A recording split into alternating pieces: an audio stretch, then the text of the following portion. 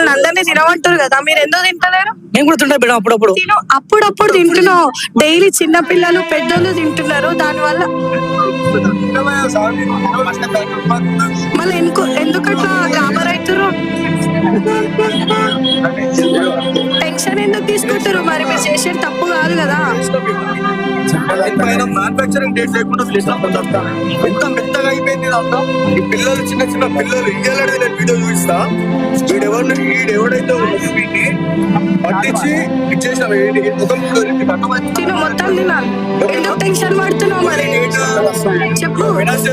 Okay ఇక్కడ video చూపిస్తా fresh గా తినకడ పడేసే కానీ ఎందుకు టెన్షన్ పడుతున్నావు? ఓకేనా? చేసే టైంలో ట్విస్ట్ ఏంటంటే మొన్న పోలీసులకు పట్టించిన వాడే మళ్ళీ బయటకు వచ్చాడు.